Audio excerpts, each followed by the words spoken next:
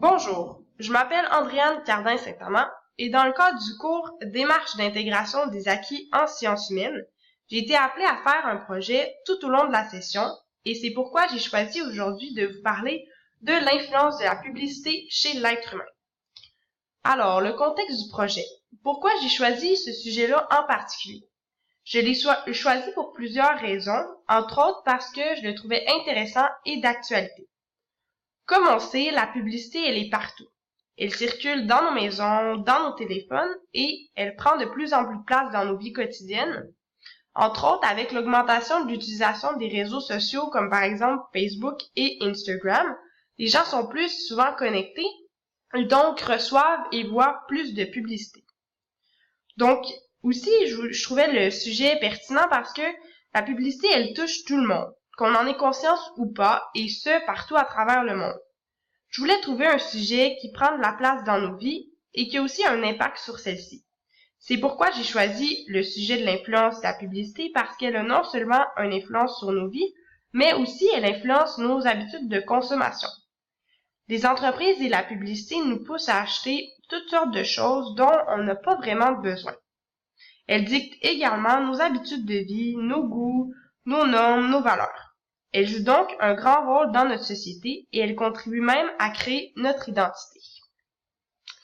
Pour ce qui est de la description de la production, j'ai produit une recherche documentaire en tentant de répondre du mieux possible à la question à savoir quelle est l'influence psychologique, sociale et économique qu'exerce la publicité sur l'être humain. Pour ce faire, j'ai dû chercher plusieurs sources de plusieurs auteurs différents qui connaissent le sujet et qui l'ont étudié.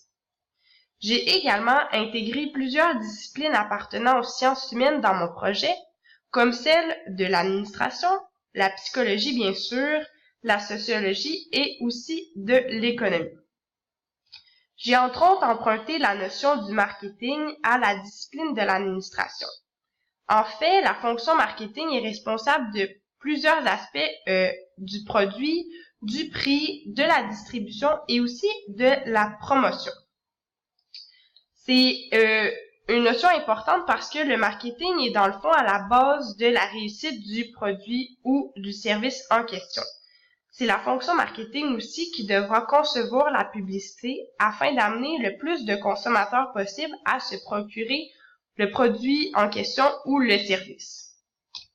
J'ai ensuite emprunté des notions à la psychologie, dont l'estime de soi et également le concept d'incitatif. Donc, premièrement, le concept de l'estime de soi est un concept très important dans mon projet, puisque la publicité a une grande influence psychologique sur l'être humain et elle affecte surtout la confiance en soi. Ensuite, le concept d'incitatif est également pertinent parce que c'est justement ici la publicité qui va jouer le concept d'incitatif. Elle va jouer le rôle de stimulation extérieure qui motive notre comportement et qui nous incite à agir d'une certaine façon. Finalement, j'ai emprunté aussi le concept de la surconsommation à la discipline de l'économie, puisqu'il s'agit d'un concept majeur dans l'influence de la publicité. La publicité va exercer une influence sur le consommateur qui va le pousser à acheter encore et encore des choses qui sont pas nécessaires. Elle va créer un besoin chez le consommateur. Il va donc ensuite confondre le désir au réel besoin, par exemple au besoin primaire. Pour tenter de répondre à la question quelle est l'influence psychologique, sociale et économique qu'exerce la publicité sur l'être humain, j'ai d'abord commencé par, évidemment, de la recherche. J'ai cherché des documents en lien au sujet, j'en ai lu et analysé plusieurs. Je me suis aussi assurée de la validité des sources parce que je voulais pas de fausses informations. Ensuite, j'ai procédé à la sélection des meilleures sources, ceux que je trouvais les plus pertinentes pour la rédaction et j'ai fait un résumé.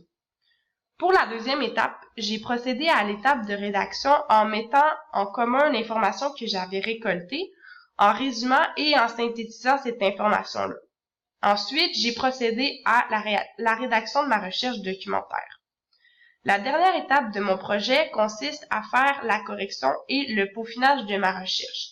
Il faut donc que je m'assure du suivi, de la syntaxe de mes phrases dans ma recherche, de la richesse et aussi de la cohésion des phrases.